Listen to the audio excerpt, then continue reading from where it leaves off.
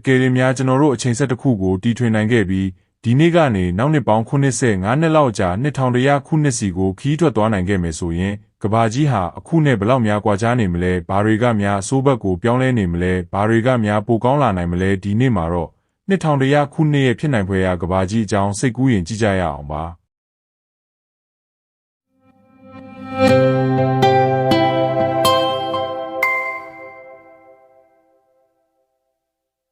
2100ခုနှစ်စီကိုခြေချလိုက်တဲ့ပထမဆုံးခိုက်တက်မှာတင်တတိထားမိမှာကမြို့ကြီးတွေရဲ့ပုံစံမှာပဲမိုးမျှော်တိုက်တွေကအခုထက်ပိုမိုမြင့်မားလာနိုင်ပြီးအချို့စောက်အုံတွေဟာတောင်လိုက်ခြံတွေဖြစ်အစားအစာထုတ်လုပ်တဲ့နေရာတွေဖြစ်နေလောက်ပါပြီတည်ယူပို့ဆောင်ရေးကဏ္ဍမှာလည်းအော်ရိုဘိုင်းလော့စနစ်နဲ့မောင်းနေတဲ့ယာဉ်တွေကပိုမိုများပြားလာနိုင်ပြီးမြို့ပြတွေရဲ့လမ်းတွေပေါ်မှာလူသားယာဉ်မောင်းကိုမြင်ရဖို့ခဲယဉ်သွားနိုင်ပါတယ်။ကောင်းကင်ယံမှာပြန်တန်းနေတဲ့ယာဉ်ငယ်လေးတွေကိုလည်းမြင်တွေ့ရနိုင်ပါတယ်။ဒါပေမဲ့မျက်စိနဲ့မြင်ရတဲ့ပြောင်းလဲမှုတွေထက်ပိုပြီးအရေးပါပြီးကြီးမားတဲ့ပြောင်းလဲမှုကတော့ရာသီဥတုရဲ့တက်ရောက်မှုပါပဲ။2100ခုနှစ်မှာကမ္ဘာကြီးဟာအခုထက်တိတိတသာပိုနွေးလာနိုင်ပြီးဒီအတွက်ပင်လယ်ရေမျက်နှာပြင်တွေမြင့်တက်လာတာကိုတွေ့ရနိုင်ပါတယ်။ကမ်းရိုးတန်းမြို့တော်ချို့ဟာရေအောက်ကိုရောက်ရှိနေတာဒါမှမဟုတ်ရေဘေးကာကွယ်ရေးစနစ်တွေနဲ့အကြီးအကျယ်ကာကွယ်ထားရတာမျိုးဖြစ်နေပါလိမ့်မယ်။လေပြင်းတိုက်ခတ်ခြင်းမိုးကောင်ရေရှားခြင်းအပူလန်းဖြတ်ခြင်းစတဲ့သဘာဝဘေးအန္တရာယ်တွေဟာလည်းအခုထက်ပိုပြီးမကြာခဏဖြစ်ပွားနေနိုင်ပါတယ်။ဒီအတွက်လည်းလူသားတွေဟာပြန်လည်ပြည့်ပြည့်မြဲစွမ်းအင်တွေဖြစ်တဲ့နေရောင်ခြည်စွမ်းအင်လေအားလျှပ်စစ်တွေကို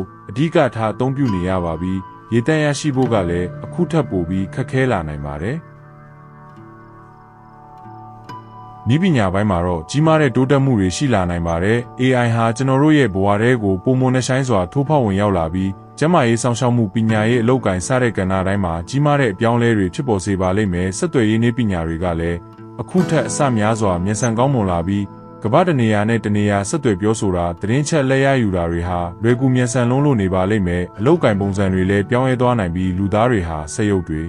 AI တွေမလုံနိုင်သေးတဲ့ဖန်တီးမှုပိုင်းလူမှုဆက်ဆံရေးပိုင်းဆိုင်ရာလုပ်တွေကိုပုံမလုပ်ကင်နေရနိုင်ပါတယ်။ဒါပေမဲ့ဒီလိုနည်းပညာတိုးတက်မှုတွေကပဲလူမှုရေးမညီမျှမှုတွေကိုပုံမကြီးထွားလာစေနိုင်တဲ့စိန်ခေါ်မှုတွေလည်းရှိနေနိုင်ပါတယ်။2100ခုနှစ်ကဘာကြီးဟာနည်းပညာလွန်တိုးတက်ပြီးရာသီဥတုဒဏ်ကိုခံနေရတဲ့ကဘာကြီးတစ်ခုဖြစ်နေနိုင်ပေမဲ့လူသားတွေရဲ့အခြေခံလိုအပ်ချက်တွေခံစားချက်တွေဆက်ဆံရေးတွေကတော့တိတ်ပြီးပြောင်းလဲသွားမှာမဟုတ်ပါဘူးမိသားစုမိတ်ဆွေချင်းချင်းဆက်သွယ်ကြတာပျော်ရွှင်မှုဝမ်းနည်းမှုစတဲ့ခံစားချက်တွေကရှိနေဦးမှာပါပဲပတ်ဝန်းကျင်ထိန်းသိမ်းရေးလိုကိစ္စရပ်တွေကပိုပြီးအရေးကြီးလာပြီးလူသားတွေဟာကဘာကြီးကိုပုံမဂရုစိုက်ထိန်းသိမ်းလာနိုင်ပါတယ်2100ခုနှစ်ကဘာကြီးဟာကျွန်တော်တို့အခုမြင်နေရတာထက်အများကြီးကွာခြားနေပါလိမ့်မယ်စိန်ခေါ်မှုတွေအများကြီးရှိနေနိုင်ပေမဲ့နည်းပညာနဲ့လူသားတို့ရဲ့လိုက်လျောညီထွေနေထိုင်နိုင်မှုတွေကြောင့်မမျှော်လင့်ထားတဲ့တိုးတက်မှုတွေလည်းရှိနေနိုင်ပါတယ်အတိအကျဘာတွေဖြစ်လာမယ်ဆိုတာကိုတော့ဘယ်သူမှမပြောနိုင်ပါဘူးဒါပေမဲ့ဒီနေ့ကျွန်တော်တို့လုပ်တဲ့ဆုံးဖြတ်ချက်တွေလှုပ်ဆောင်ချက်တွေဟာ2100ခုနှစ်ကဘာကြီးရဲ့ပုံစံကိုပုံဖော်နေမှာဖြစ်တယ်ဆိုတာတော့သိချပါတယ်တင်ရော2100ခုနှစ်မှာဘာတွေများဖြစ်ချင်ဆုံးလဲဒါမှမဟုတ်ဘာတွေဖြစ်လာမှာအကြောက်ဆုံးလဲဆိုတာကိုကိုမန့်မှာပြောပြခဲ့ပါဦးအဆုံးထိကြည့်ခဲ့ပေးတဲ့အတွက်အားလုံးကိုကျေးဇူးတင်ပါတယ်